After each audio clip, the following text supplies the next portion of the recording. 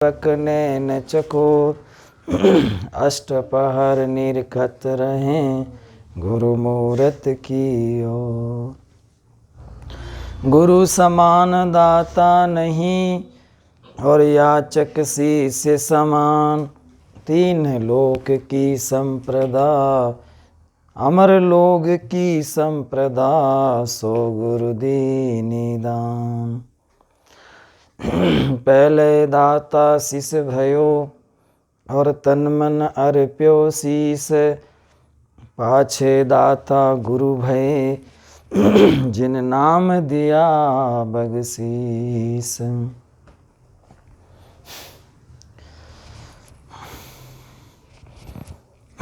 तो सज्जनों,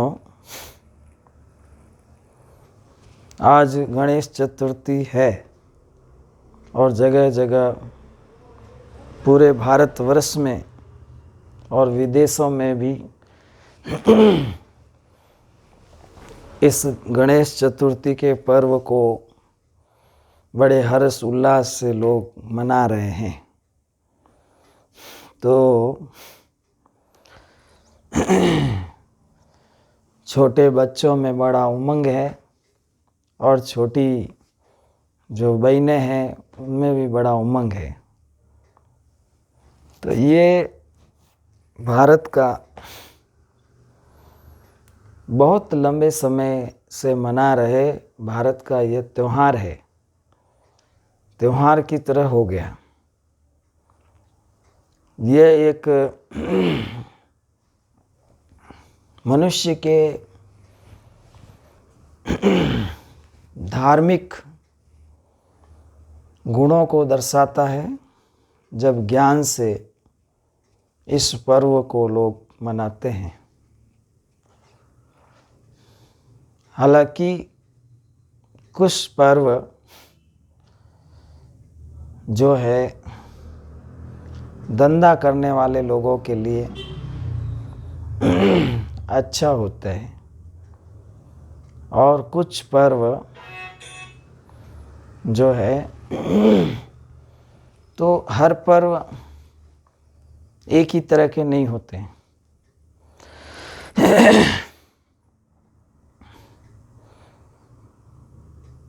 तो हमारे गुरुजी उदित नाम साहिब हमेशा फरमाया करते थे कि जैसे स्वाति नक्षत्र आता है उस समय जल बरसता है, तो समुद्र में जो सीपी होती है तो सीपी जो होती है तो वो ऊपर आ जाती है और वो स्वाति नक्षत्र का जो बूंद है बरसात का, तो सीपी अधर उसको ग्रहण करती है और उसी बूंद को पपैया भी पीकर प्यास बुझाता और उसी बूंद को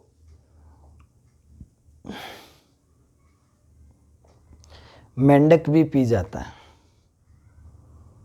तो वो पात्र के आधार से उसके गुण बदल जाते हैं। जैसे वही बरसात की बूंद, स्वाति नक्षत्र की बूंद अगर सर्प के मुख में गिर गई तो वो क्या हो जाती, जहर बन जाती। और वही स्वाति नक्षत्र की बूंद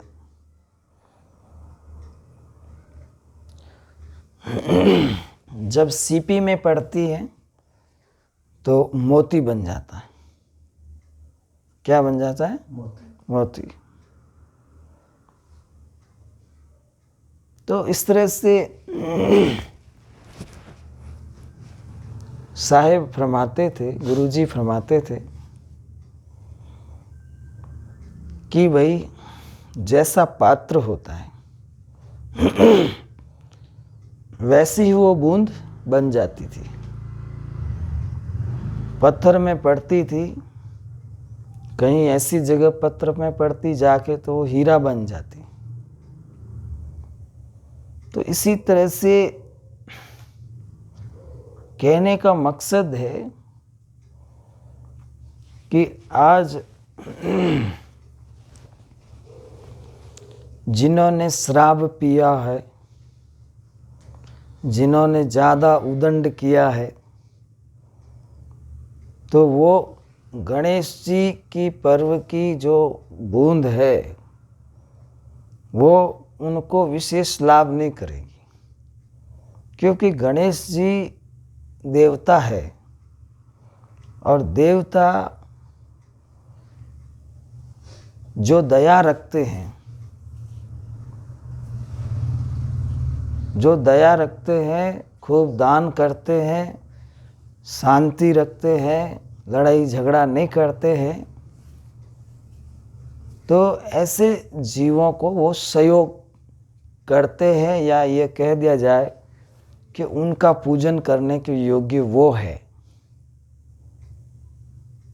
परंतु बहुत लोग इसको एंजॉय के रूप में मनाएं, बहुत लोग अपना कुछ फायदा के लिए मनाएं, कोई कुछ फायदा के लिए मनाए। तो जिनकी रही भावना जैसी, जैसा जैसा भाव होता है, दृष्टि जैसी सृष्टि हो जाती है। गणेश पुराण में बहुत कुछ बातें लिखी हुई है। हर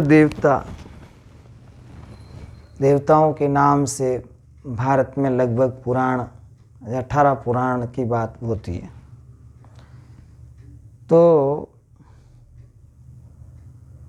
उनके जो भक्त हुए, जो वो सत्संग सुनाते थे, लोगों की सहायता करते थे, गणेश जी महाराज जो लोगों की सहायता करते थे, सत्संग सुनाते थे, और जो मार्ग वो बताते थे जीवों को, वो स्वर्ग का मार्ग था। कैसा मार्ग था? स्वर्ग का मार्ग था, सुखी होने का मार्ग था। तो वो जो गणेश जी महाराज हैं, उनको आज के समय में किस तरह समझें, उनको आज के समय में किस तरह समझें? आज के समय में हर जो नया काम करते हैं तो कहते हैं श्री गणेश करो, अच्छे काम की शुरुआत करो और क्या नाम, आलस मत करो। फिर गणेश जी महाराज ने अपने जीवन में शिव जी, पार्वती जी की परिक्रमा की, उनकी आरती की, वंदना की। तो उन्होंने ये संदेश छोड़ा कि भाई कमाना धमाना तो है ही है, जीवन है तो कमाना धमाना सब करना ही पड़ता है। परंतु आप लोग अपने घर में बूढ़े माता पिता हैं, उनकी भी सुध लो, उनकी भी सेवा करो, उनकी आकांक्षाओं की पूर्ति करो। तो गणेश जी ने अपने भक्ति से ये संदेश दिया, ये आप अपने माता पिता की भी सेवा करो। और गणेश जी का जो इतिहास है उसमें कि वही वचन के पक्के रहो, किसी को वचन देते थे तो वो निभाते थे। माता की, पार्वती की आज्ञा पिता शिव जी की आज्ञा में रहते थे। तो ये छोटे छोटे मतलब उपदेश जो है उनकी जीवनी से सीख सकते हैं, अगर सीखना चाहते हैं तो। अगर चाहते हैं तो सीख सकते हैं।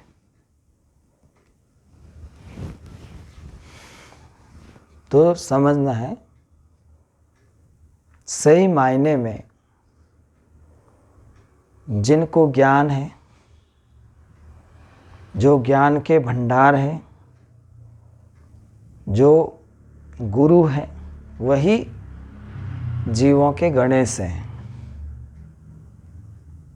जीवों के लिए आज गणेश कौन है? गुरु ही गणेश है।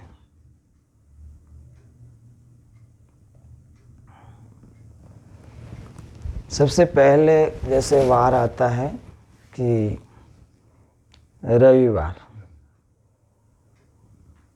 रविवार के दिन सूर्य का वार माना जाता है। तो सूर्य का वार क्या संदेश देता है कि जीवन को पूरा प्रकाशित करो। फिर आता है सोम। सोम का मतलब क्या होता है कि ठंडा रहो। सोम का मतलब है कि आपके देवता आपके अंदर है और आप जो है उग्र मत रहो, ठंडा रहो, शांत रहो, स्वभाव से शांत रहो। अगर स्वभाव से शांत रहोगे तो फिर क्या होगा? मंगल होगा। तो अगला वार क्या हो जाता है? मंगल। ठीक है। और मंगल से आगे क्या आता है? बुध। जब सब काम मंगल होते हैं तो वो मंगल काम और वो उन्नति, आपको अब चाहिए बुद्धि। क्या? बुद्धि। सभी काम मंगल करोगे तो आपको बुद्धि आएगी। तो बुधवार बुद्धि को देता है, अर्थात बुधवार कहता है कि अच्छी बुद्धि लो। और फिर जिसकी बुद्धि अच्छी है तो जिसको गुरु मिलेंगे भाई, जो बुद्धि अच्छी रखेंगे तो उनको गुरु मिलेंगे, गुरु दर्शन देंगे। तो अगला वार कौन सा आ गया? गुरु। और जिसके पास गुरु का ज्ञान है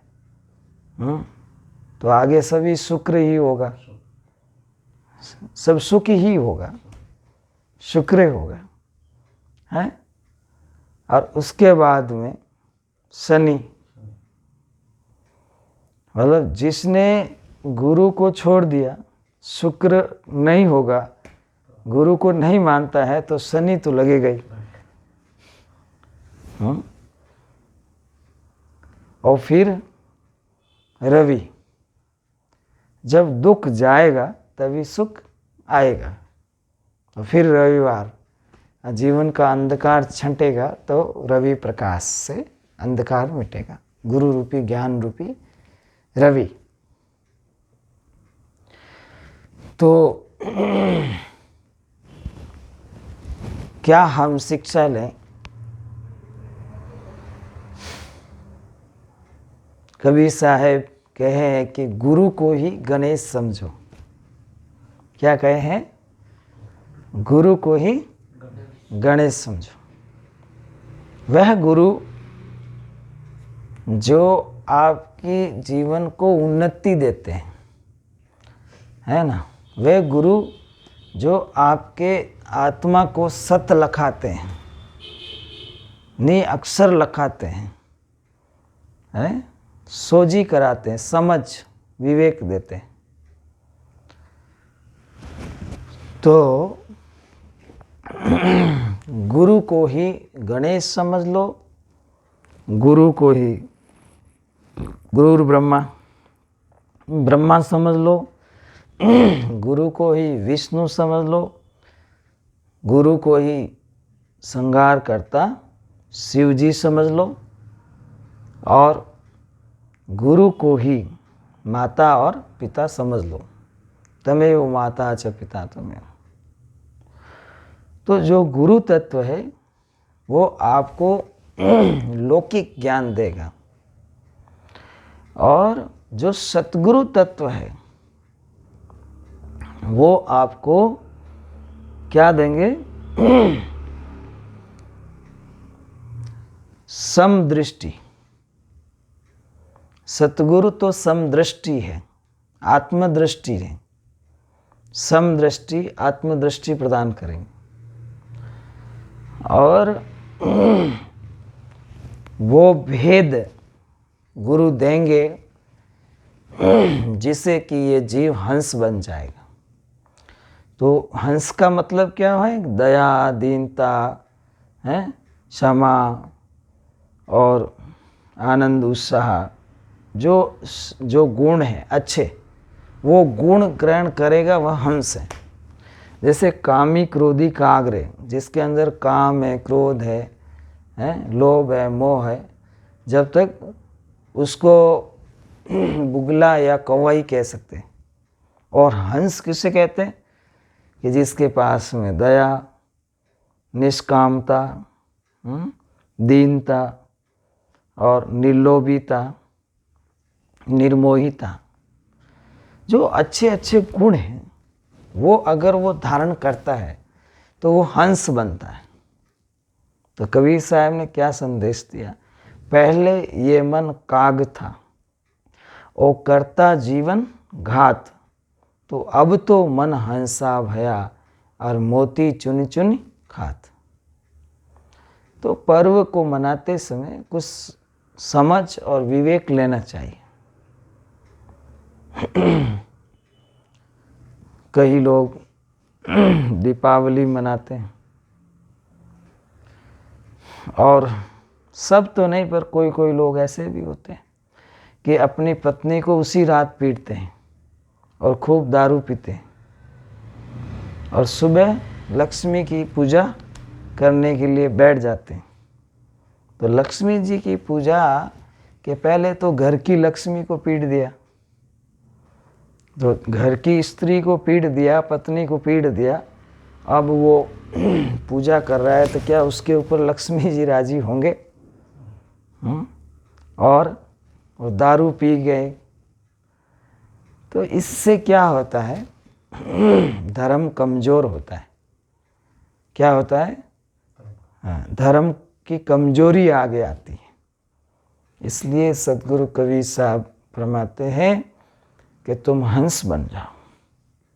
गंदा खाना पीना नहीं करना, और शराब आदि का सेवन नहीं करना, चोरी नहीं करना, जुआ नहीं खेलना, और इस तरह से सतगुरु परमात्मा के अलावा, आत्मधर्म और परमात्म धर्म के अलावा दूसरी चीज़ों को ग्रहण नहीं करना। आन देव की सेव भलो नहीं जीव को, कहे कबीर समझाए भेटो निज पीव को। तो जो आन देव की जो सेवा है उसका परित्याग हो। पतिव्रता बहन जैसे एक ही पति में मन लगाकर अपना तन मन धन समर्पित करके और भक्ति करती है, तो उसका सत तप बल बढ़ता है और उसको सच्ची भक्ति भी प्राप्त होती है।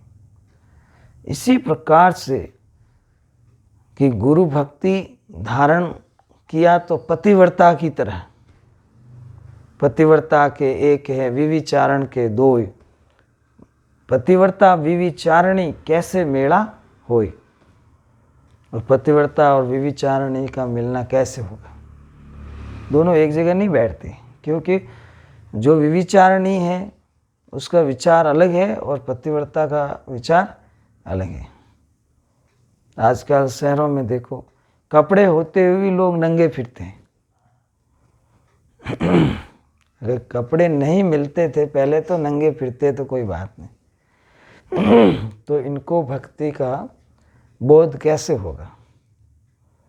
और रात की 12-1 बजे तक शराब पिएंगे और अपने आप को वीआईपी समझेंगे और कहीं शराब पी के पड़े रहेंगे और वो समझेंगे कि वो मतलब ये हम ऐश कर रहे हैं।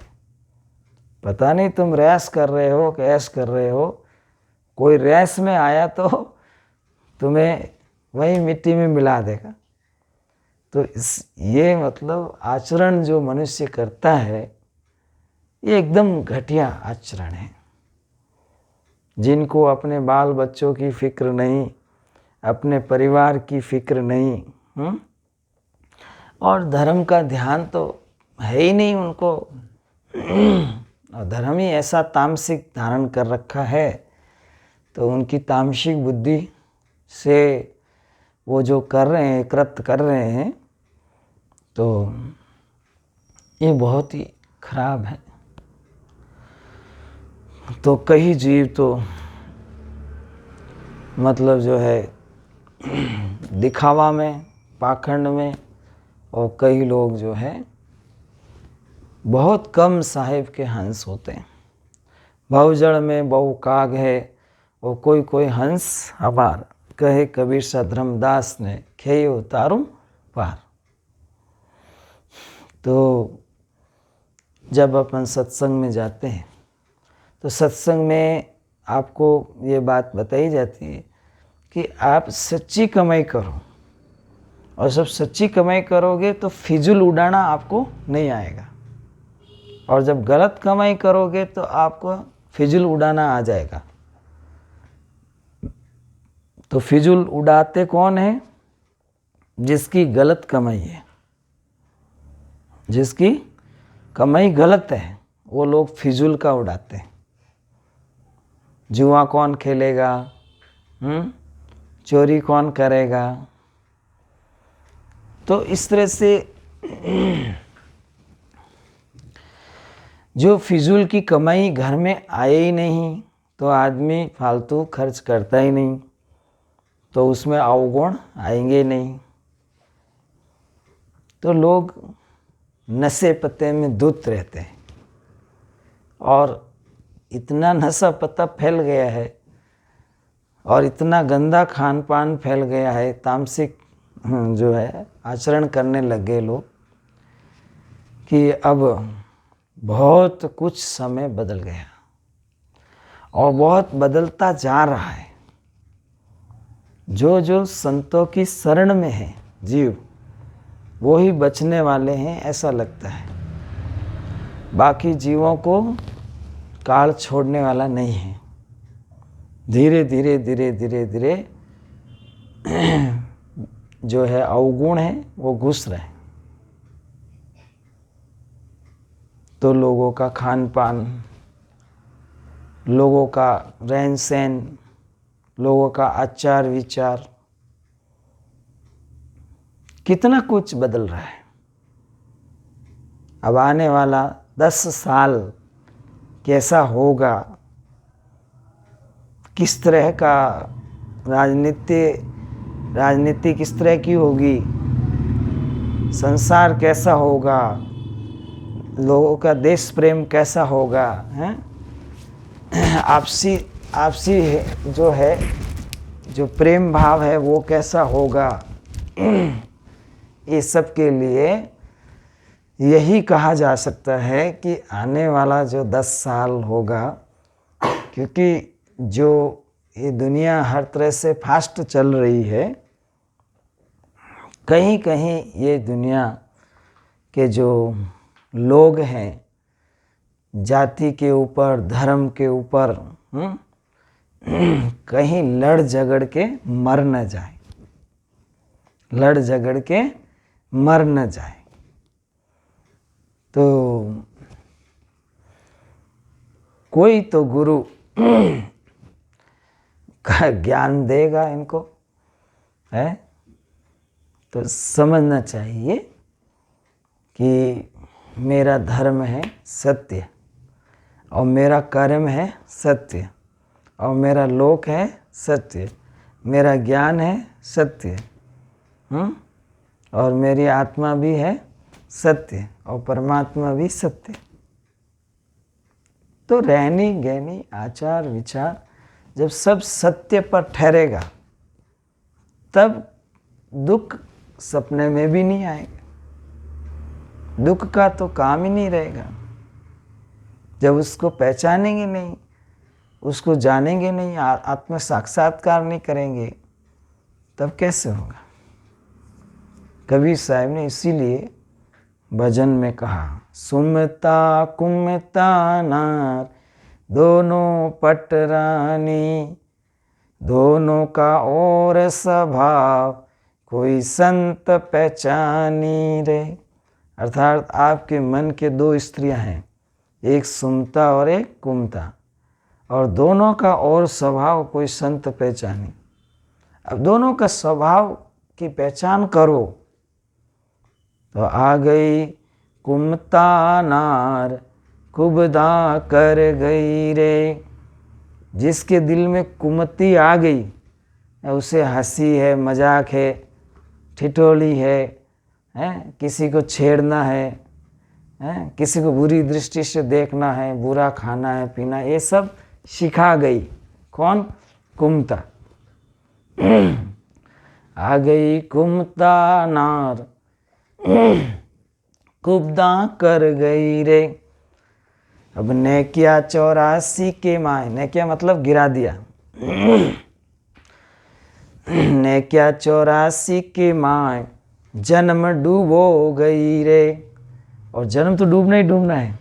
जब कुमति की लहर आएगी तो जन्म डूबना ही डूबना है। तो आ गई सुन मेरा मनवा वीर, ऐसी नहीं करनी रे।